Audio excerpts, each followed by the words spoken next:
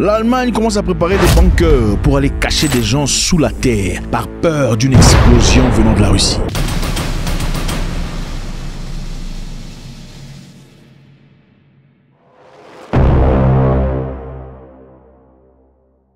Vous savez, dans la vie, quand il faut faire la guerre, il faut être brave. Quand vous voulez provoquer quelqu'un, il ne faut pas avoir peur. Okay? On ne touche pas quelqu'un pour finalement dire, écoutez, je dois porter un casque pour protéger ma tête. Quand tu touches, il faut avoir assez des muscles, des biceps, des triceps, des quadriceps pour repousser cette attaque. Les Allemands, les amis, ont commencé leur travail. Ils ont commencé à chercher comment ils vont s'ajuster. On est en train de revoir actuellement quels sont les moyens appropriés pour protéger la population quand la guerre va commencer. Ce n'est pas si la guerre, c'est quand la guerre va commencer. Savent-ils ce que nous ne savons peut-être pas? Point d'interrogation. On est en train de voir comment on va aménager des ban, comment vous appelez ça, ban off, hein, des stations de train. Okay? D'abord, on est en train de compter le nombre de bunkers si vous préférez. Le nombre de bunkers où on va aller cacher les gens pour se protéger quand la guerre va commencer.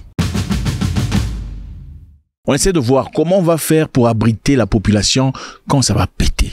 Donc, est-ce qu'ils savent peut-être quelque chose que nous ne savons pas? Se sont-ils déjà dit depuis le départ que nous allons commencer la guerre pour nettoyer? Parce que la politique d'aujourd'hui, on nous a beaucoup trop compris. Notre système ne fonctionne pas. Alors, il faut tout péter pour recommencer à zéro. C'est-à-dire, l'Allemagne actuellement a 579 bunkers qui sont actifs et qui peuvent recevoir de la population. Et pour 579 bunkers, il y a 80 millions d'habitants. Le pays de 84 millions d'habitants dispose de 579 bunkers, datant pour la plupart depuis la Seconde Guerre mondiale, et qui peuvent abriter en totalité 480 000 personnes, contre environ 2000 auparavant. Dans le passé, il y en avait plus de 2000. Maintenant, il n'y en a plus que 579. Et ces bunkers, évidemment, ont été créés depuis la Deuxième Guerre mondiale, pendant Hitler. C'était pour protéger les gens importants, en tout cas. Mais après, on faisait semblant. L'Allemagne est en train d'établir actuellement une liste de bunkers qui pourraient fournir un abri d'urgence aux civils. Voici ce qu'a annoncé le ministre de l'Intérieur. Plus tôt cette semaine, le gouvernement allemand a confirmé que les autorités préparaient un répertoire numérique de tous les bunkers. Un répertoire numérique, les amis, qu'on passera à la population.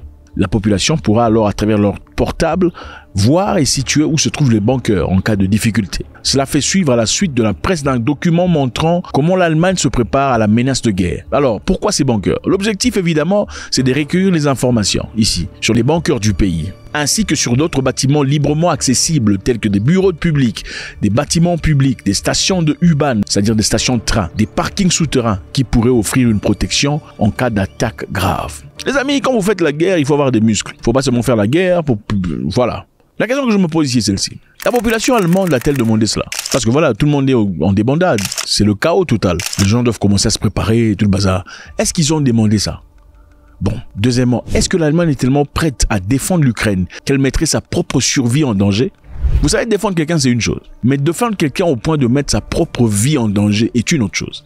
La question qui se pose est celle-ci. Est-ce que la population allemande civile de chaque jour, normale, travailleuses, ont donné leur accord que les autorités allemandes devraient s'impliquer dans cette guerre ukrainienne au point où ils risqueraient une guerre nucléaire en Allemagne? Point d'interrogation. Ceci ne se limite pas en Allemagne. Il y a la Finlande. En Finlande, on a commencé à distribuer des brochures expliquant à la population comment se préparer en cas de guerre et de difficultés inattendues. On a choisi un ton plus sévère qui indique clairement que nous devons nous préparer au pire, à un scénario de guerre. Non pas que nous pensions nécessairement qu'il y aura une guerre, mais nous devons vraiment planifier, nous organiser et inclure la population dans cette démarche. En Finlande, je vous rappelle que la Finlande a aussi signé pour faire partie de l'OTAN, après la Suède. Ce sont des pays qui n'y faisaient pas partie, ils étaient neutres parce qu'ils n'ont jamais vraiment eu de difficultés avec la Russie. Mais soudainement, ils ont décidé de changer de casaque. Certainement parce que la politique du nouveau gouvernement, vous savez, c'est papa, papa, maman, maman et tout le bazar. Et la Russie a toujours été contre ces idéologies. Alors pourquoi ne pas se léguer une bonne fois pour toutes pour en finir avec lui? Alors des brochures ont été distribuées dans les rues en Finlande. Le livre s'appelle « En cas de crise ou de guerre », ce qui signifie l'invasion à grande échelle de l'Ukraine par la Russie. Le livret a été mis à jour depuis la première version il y a de cela 6 ans. En cas de crise ou de guerre, c'est manifestement à cause de la guerre russe en Ukraine. L'objectif est de constituer un annuaire numérique que les habitants pourront ensuite rechercher sur une application smartphone. Les applications similaires sont disponibles dans certains pays autres. Par exemple, la Corée du Sud, des applications comme Naver, Kakao proposent une fonction de recherche qui indique l'abri d'urgence le plus proche. Les résidents allemands et finlandais seront obligés de créer des abris de protection dans leur maison en transformant leur sous-sol et leur garage, a déclaré le porte-parole du ministre de l'Intérieur. Donc voilà les potes. On se pose beaucoup de questions. Est-ce que ça en vaut la peine? Est-ce qu'il faut aller en guerre? C'est vrai, il faut défendre un ami en difficulté. Mais faut-il défendre l'ami en difficulté au point où les enfants vont mourir? Je ne sais pas. On pourrait faire ça pour un frère, peut-être. Enfin, je ne sais pas. Est-ce que vous allez sacrifier vos enfants à cause d'un frère? Je ne sais plus. Est-ce que les Allemands ont accepté d'aller en guerre, de s'exposer à une bombe nucléaire parce que les autorités veulent défendre l'Ukraine? C'est quoi qu'il y a en Ukraine qu'il faut vraiment défendre avec le sang, au point où on risquerait sa paix dans sa maison, On se pose la question.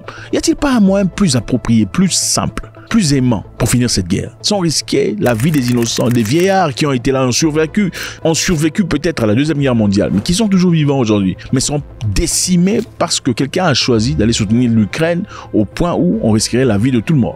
Plus tôt cette année, le ministre de la Défense, Boris Johnson, a affirmé que l'Allemagne devait se préparer à l'éventualité d'un conflit avec la Russie. Boris Johnson le disait, parce que l'Allemagne, évidemment, s'est toujours retenue à distance. Donc les Anglais étaient en train de dire aux Allemands, préparez-vous à la guerre. Pourquoi? Parce que nous, on veut créer la guerre, c'est ça. Boris Johnson dit, nous ne devons pas croire que Poutine s'arrêtera aux frontières de l'Ukraine. C'est-à-dire quoi? Vladimir Poutine compte aller à l'intérieur de l'Europe. Je ne sais pas. Encore une fois, quelqu'un disait, si vous voulez savoir ce que quelqu'un fera dans le futur, il suffit de regarder ce qu'il a déjà fait dans le passé. Encore une fois, il faut le répéter, je pense que c'est essentiel. Dans les années que vous connaissez, beaucoup de pays européens se sont légués pour aller en Afrique, pour aller piller. Pas seulement en Afrique, ils ont fait ça en Inde, en Égypte et partout ailleurs dans le monde, en Amérique du Sud. Ils ont pillé, ils ont volé, ils ont paupérisé, ils ont détruit. Pendant ce temps, la Russie n'y était pas. Les Russes ne sont pas partis piller, voler, détruire parce qu'ils en avaient les capacités. Parce que les capacités, ils en avaient. Mais ils ont choisi de ne pas aller. Par contre, ils ont envoyé des armes au Mozambique pour se libérer du colonialisme. Des armes en Angola, des armes en Afrique du Sud, malgré qu'ils étaient blancs. Et jusqu'au moment où l'Europe et l'Occident soutenaient toujours le régime de l'apartheid en Afrique du Sud, les Russes étaient contre cela. Alors, comment peut-on dire aujourd'hui, s'ils n'ont pas volé les Africains, écoutez, tout le monde se fout des Africains, s'ils ne sont pas partis voler en Afrique, pourquoi iront-ils conquérir l'Europe? Point d'interrogation, il faut se poser la question. Il est aussi évident que la France n'est pas prête. Je vous rappelle que la France vient d'offrir à travers son Premier ministre l'autorisation aux Ukrainiens de frapper à l'intérieur du territoire russe, allant avec beaucoup d'ampleur et d'emphase. Mais la France n'est pas prête. Pour le moment, la position de la France a toujours été claire. C'était un peu un soutien total à l'Ukraine, avec un soutien sur le principe, avec nos alliés européens, soutien en termes de fourniture de matériel. Encore une fois, il y a une situation actuellement où il y a une escalade claire dans le conflit. Cette escalade est à mettre au débit de la Russie. C'est la Russie qui escalade en ce moment. Et donc, il y a une nécessité de répondre, et la France est en appui de cette réponse. La France n'a que 1000 bunkers. Ou bunkers, si vous préférez. 1000 bunkers. Et parmi ces 1000 bunkers, 300 bunkers sont privés. Ils ont été vendus à des personnels, à des gens argentés. Donc, il n'y en a que 700. Et pour la population française de combien de millions? Point d'interrogation. La France est-elle prête? Merci infiniment, les amis. C'est toujours avec beaucoup de plaisir. L'Europe se prépare, les Allemands se préparent. Ils ont commencé à aménager les sous-sols, les sols. On commence déjà à établir où est-ce qu'on va faire la protection dans les banoffs, là-bas dans les trains. Et des applications sont en train d'être créées pour établir comment est-ce qu'il faut se comporter en cas de difficulté, en cas de guerre. Il faudrait avoir de l'eau à boire comment? Il faut transformer l'eau à boire en cas de blessure. Les Finlandais, les Norvégiens, les Suédois, les Danois se préparent. Voilà. Les Russes, manifestement, n'ont pas l'intention de reculer. Merci infiniment, les amis. Ça toujours beaucoup de plaisir. Est-ce que les Allemands ont autorisé cela? Les Allemands ont-ils dit on veut aller à la guerre au point où on sera potentiellement bombardé parce que vous décidez de... Point d'interrogation. God bless.